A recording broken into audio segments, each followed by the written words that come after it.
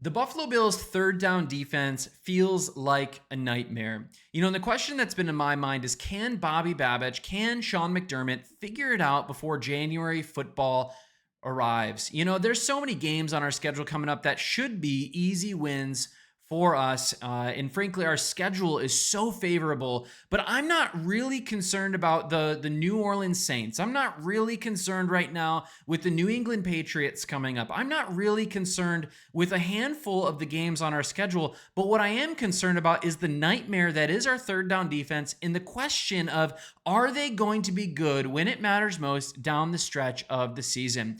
Bills Mafia, have you ever had it where you're having a dream before and you're sleeping and it's really a nightmare, and all of a sudden you feel like the floor has dropped out from under you? Maybe you've fallen out of bed before and it's like you're falling and there's nothing there. That's exactly what I feel when I'm sitting on my couch with my boys on watching Thursday Night Football against the Miami Dolphins, and we just, for some reason, just continue to allow the Miami Dolphins to convert those third downs into first downs, which ultimately moves the chains, which ultimately continues the momentum in the favor of the Miami offense, and it puts us in a position where we've got to make plays, we've got to force turnovers in order to seal games. Yes, we're leading the turnover battle in all the NFL, or with consecutive games in the NFL, and that's amazing. I love that stat, but I don't want to count on that stat in January and in February. Yeah, this last week, Thursday night against the Miami Dolphins, we won 31-21, but the deeper story is our third down defense and the nightmare that it's been for us.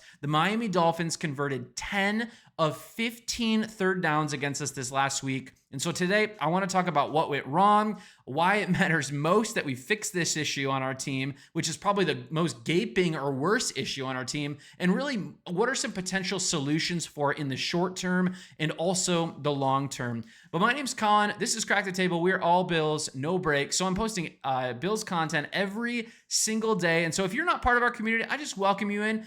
Hit subscribe, join us. Again, my desire with this channel is to bring the Bills Mafia just some perspective, some joy, and even just a level of satisfaction in football. It's just a joy and honor for me as a fan to create content, to be growing as a channel. But I just appreciate it, as always, if you like this video, but also comment down below, go Bills, or maybe another comment down below. It's really helpful. It gets more word out to people that these videos are around. But hey, I want to get right into this. And if you look at the screen now, I've got a lot of data right now on the screen. I want to kind of explain it. I want to talk through it a little bit. If you want to look at that, what it is it's a composite score of our third down defensive play from the last actually 3 weeks. And so it's pretty small, but you can see last week we had 66% of our third downs were converted against us. But week 2, our composite score with the Ravens game and with the game against the Jets was a league leading 27%, with the league median across 3 weeks being the 38 or 39%. But right now we're sitting at a bad place. We're sitting at like 43% of the plays on third down that we have are given up as a first down. Again, that's closer to the basement than it is to the penthouse. And if we're looking at just like raw game situations on 3rd and 7 or 3rd and 9, and we're giving those up consistently, we are again gifting the offense the ability to move the chains and to keep the momentum moving in their favor. In pre-week 3 against the Jets, and again the composite score with the Ravens, we were actually tied, or we were in the first tier. We were the best team, but post week 3, we are now at 24th overall in the league, and the NFL average again is at about 38 or 39%, and that's just not good. Third down giveaways are not just a throwaway stat. They're actually one of the greatest indicators of team success in the entire NFL. If you want to be a team who's consistently winning, you've got to get off the field on those third downs. You got to get your punt unit out there, your receiving unit for punts out there. And if you let teams convert, it's just creating more opportunity for first downs. It's creating more opportunities for field goals. It's creating more opportunities for touchdowns. And if you do stop them, it actually will flip the field position with a punt, of course, but then it will wear down your opponent more consistently. And that's actually, I think, what Miami was doing against our defense, which is why we saw them, I think, struggle throughout the year. And you know what? We know this pain. In Orchard Park, 2024 divisional round, the Chiefs went 7 of 14 on third down against us. They hit 50%.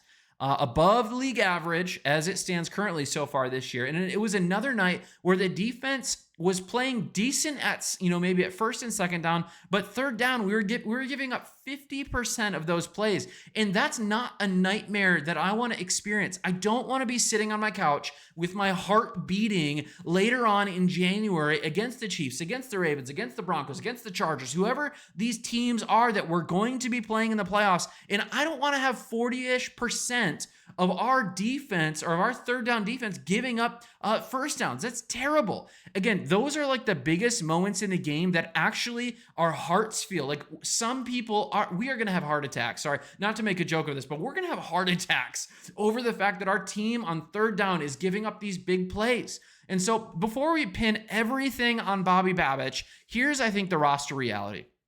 We do have suspensions and we do have injuries. Yes, this last week, Ed Oliver was out. That's going to have implications on this third down stat. Yes, Hoyt and Okunjobi are still out, meaning those snaps that wouldn't be, I know Deion Walker has been good here and there, but I know TJ Sanders has been a rotational piece. Daquan Jones is an older guy. He's been all right. But you know what happens when we don't have the Hoyt, the Okunjobi, the Ed Oliver, is that quarterbacks are buying time, and it means that our coverage on third down, which we're playing a lot of zone coverage on third down, is making them have to hold longer. If we had tighter man coverage, we would probably be seeing more and more coverage sacks, which we don't even want to see that. But also, before we pin it on Bobby Babich, I think we have to acknowledge that we still haven't seen Maxwell Hairston play a regular season game because of his knee injury, because he's been on the injured reserve, right? He was drafted to bring in as a guy with length and speed in the middle of the field, which is exactly where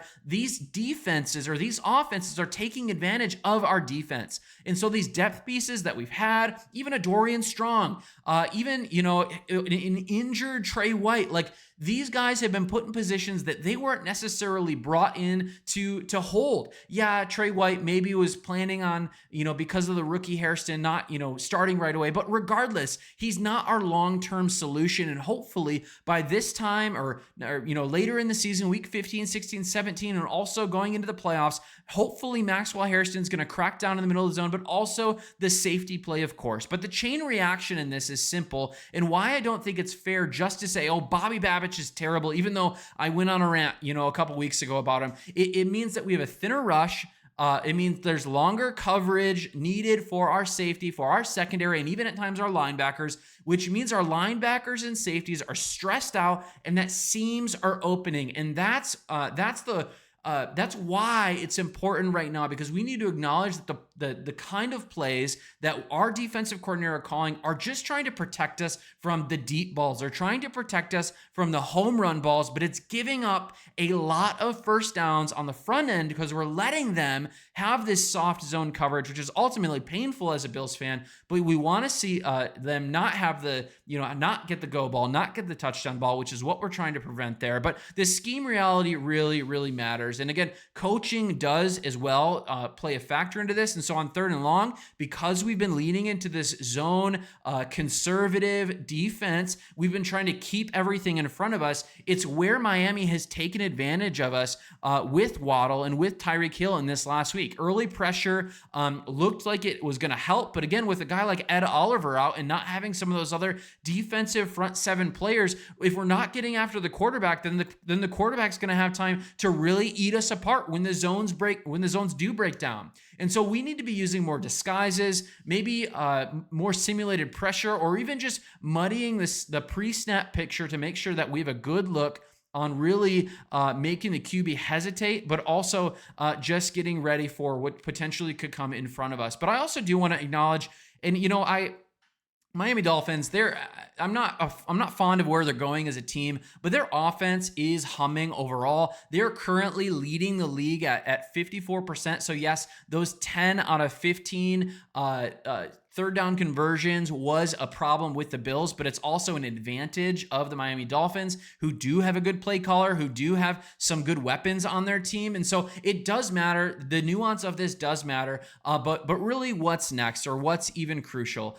We've got to be smarter, I think, with our schemes. Yes, I think as we go on, as we get healthier throughout this season, we've got to potentially put our players in a position to show that they're worthy of playing man coverage, especially on third downs. Instead of just giving them all the front yardage and all the potential of them pushing up on us and getting those 9 to 10 yard plays, which if we consistently give those up and we never take chances, then we're ultimately just showing that we don't really trust our safeties and we don't really trust our cornerbacks, which I know, like I know we don't want to, but it's still important for us to give guys like a Taron Johnson, specifically, or Taron Johnson, in underneath ability to limit yards after catch by playing more man coverage instead of the zone coverage. And I know, assuming Ed Oliver is ready in this week 4 matchup, we've got to again utilize him against the Saints in a really, really aggressive way on third downs. I'm really excited for TJ Sanders. I'm really excited for Deon Walker on third downs with kind of a NASCAR package getting after the quarterback, but it's going to necessitate that we either have somebody spying the quarterback, maybe not this week against the Saints, not a terribly, Spencer Rattler's not a terribly mobile quarterback, but even in some of these games against these mobile guys. But again, Taron Johnson even said it last Thursday night that it was really demoralizing, the third down usage or the third down plays that were ran against them. Sean McDermott's accountability should break down every single one of these third downs and start to see a pattern. And that gives us a week 4 matchup against the Saints where we should bounce back pretty strongly, just like we did against week 2 against the Jets.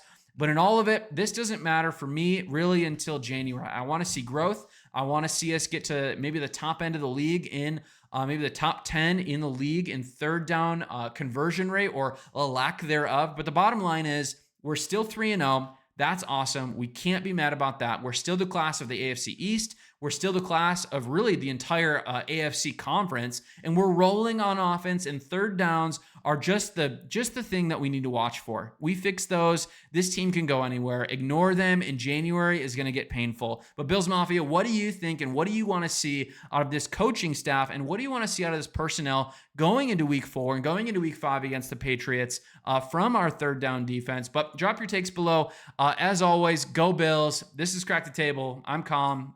We're all Bills, no breaks. Peace out.